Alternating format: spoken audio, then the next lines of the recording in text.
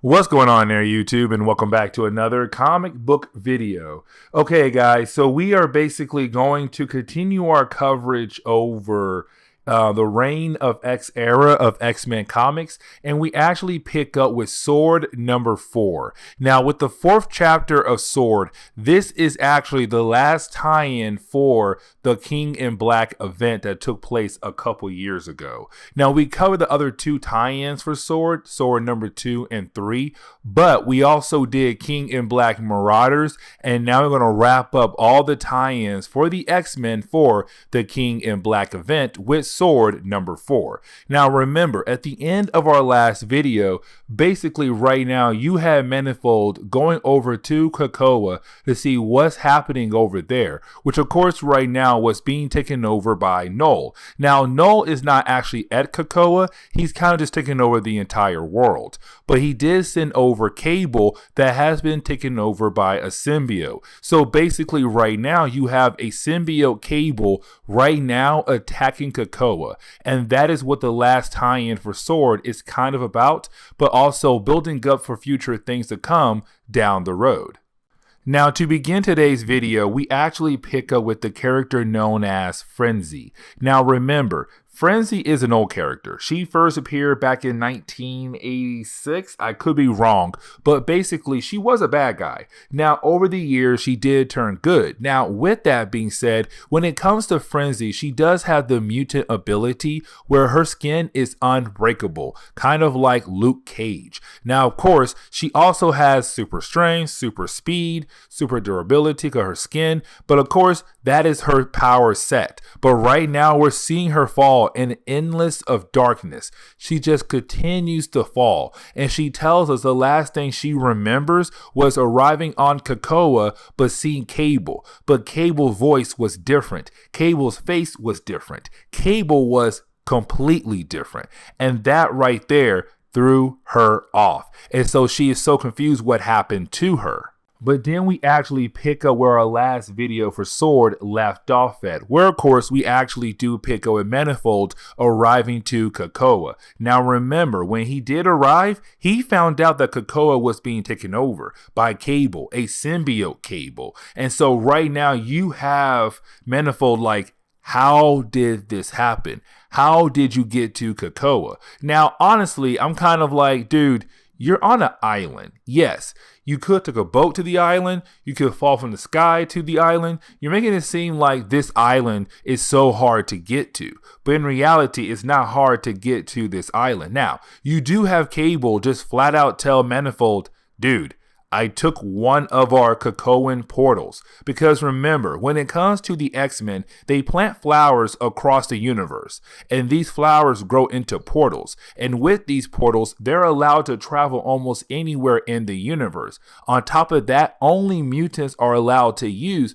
those portals. Now, certain characters do have the rights to use those portals, like Brian Braddock, the brother of Jamie Braddock and Bessie Braddock. He does have the ability to use those portals, but for Cable, he's a mutant, and so he was able to use those portals so freely, and so of course he was able to walk through one of those portals even though he did have a symbiote on him. And so with that symbiote dragon being on him, he still was able to walk through. And as soon as he arrived, he was able to take over the island. And so now it's basically Cable saying, I'm deciding what to keep and what to get rid of when it comes to this island. And so right now it's Manifold wondering what could he do to actually defeat symbiote Cable. Can he actually defeat symbiote Cable? Now we actually do jump over to Abigail Brand. Now remember, Abigail Brand is a mutant, but on top of that, she is the one in charge of the Sword program. Now remember, Abigail Brand is one of those characters who's kind of like, yes, I am a mutant, but I'm not down with the whole mutant Krakoa agenda. She's kind of like just helping out the people of Krakoa because technically they did help restart the Sword program. And that's honestly it. Besides that, Abigail Brand is not really down to kind of like fall in line with Charles Xavier and Magneto, but she still helps them out when they need help, when she can help them. Now, with all that being said, though, right now, you have Abigail Brand reminding us what happened in our last video, which is Protocol V. Now remember, Protocol V was a way to evacuate a certain amount of mutants. And that's all we kind of knew about that protocol, because at the end of that storyline, we kind of learned that there is a possibility that Abigail Brand might sacrifice the Earth as a way to stop Knull, but she needs a plan to kind of help restart the human race.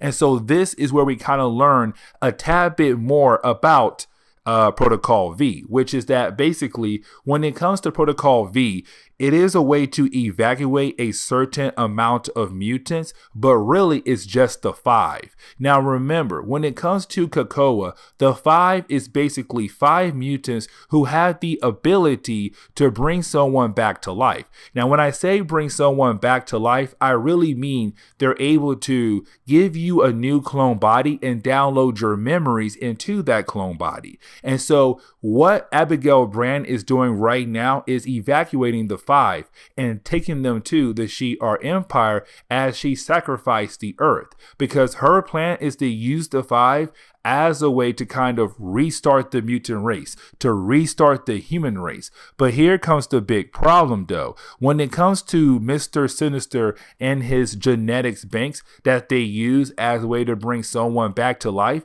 his genetic banks doesn't hold almost every single mutant across the board. It definitely doesn't hold every single human across the board. And so technically you're talking about the idea of some bad things happening when it comes to the 5 bringing back all those different characters. Now, I'm not going to explain what those bad things are because honestly, it gets very, very topical, and I'm not going to sit here for 5-10 minutes. But either way, though, you basically have not Rachel Summers, it's Hope Summers. She's part of the 5. You have Hope Summers tell Abigail Brand, like, your plan is somewhat good, but you have so many holes in your plans, and you should probably have talked to somebody about these plans in advance. But of course, Abigail Brand saying, we don't have time for that. Knull is here now. You have to leave now. But then we have to remember that Abigail Brand did send down Metallo to begin the process of evacuating the 5. Because again, Protocol V. Now remember, Metallo is basically kind of like the weaker version of Charles Xavier. But of course, he was sent down by Abigail Brand to help get the 5 off the planet. Now the problem is though, they're trapped on Krakoa. And it does seem like maybe they're going to lose and be absorbed by Knull. But that is the moment you actually do have WizKid appear. Now, I love WizKid because his name is so cool. But when he does appear, he was able to use his tech as a way to give Metallo's tank an upgrade and turn it into a Megazord. I'm calling it a Megazord because my mind right now, for some strange reason, is really hype for the 30th anniversary Power Rangers show coming out very soon. But either way, it looks like a Megazord, and you have WizKid use this Megazord as a way to kind of push back the enemies that were trying to grab the 5. But then we actually get into the fight between Cable and Manifold. Now remember, when it comes to Manifold, Manifold has the ability to basically teleport almost anywhere in the universe. On top of that, he's able to actually teleport other characters almost anywhere in the universe. Now when it comes to Cable, Cable can teleport too, but it's not one of his powers. The reason why Cable can actually teleport is because the tech he has in his arm, where he's able to body slide. And that term body slide basically means that Cable is able to move a certain amount of spaces over. And that's really it. But of course, it's still a challenge for Manifold because Cable is a well-trained fighter, a well-trained gun user, and now being able to teleport kind of does not make it fair for Manifold in this fight. And so their fight does last for a few pages because it's Manifold just trying to get a hold of himself to hopefully defeat Cable and actually save the rest of the mutants on Krakoa.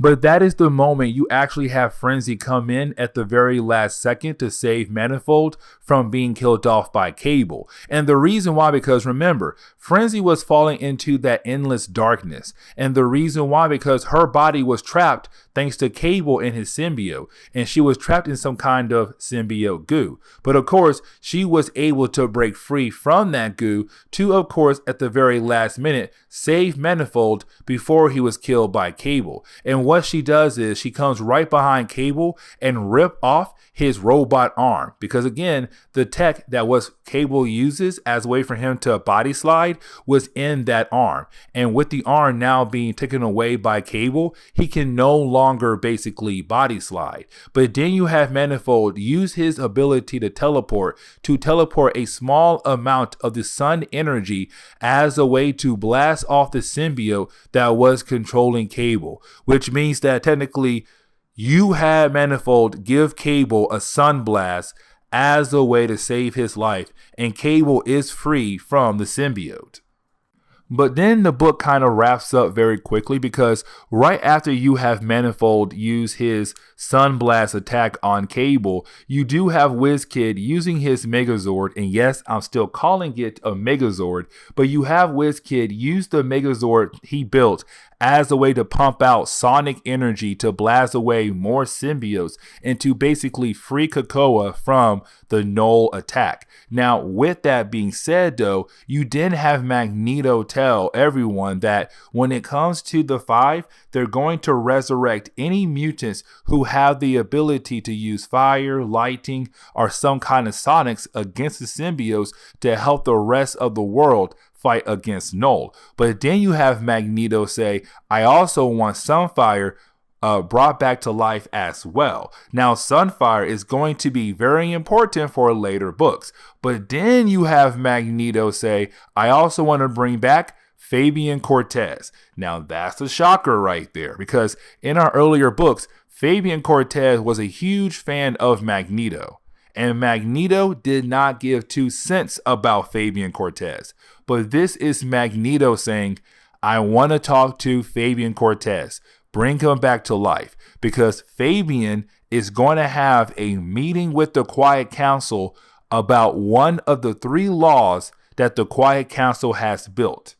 And that law is very important. It could possibly be changed. But with that being said, this is where we are going to end today's comic book video. So please leave me a like down below and subscribe. But guys, I'll see y'all next time. Later.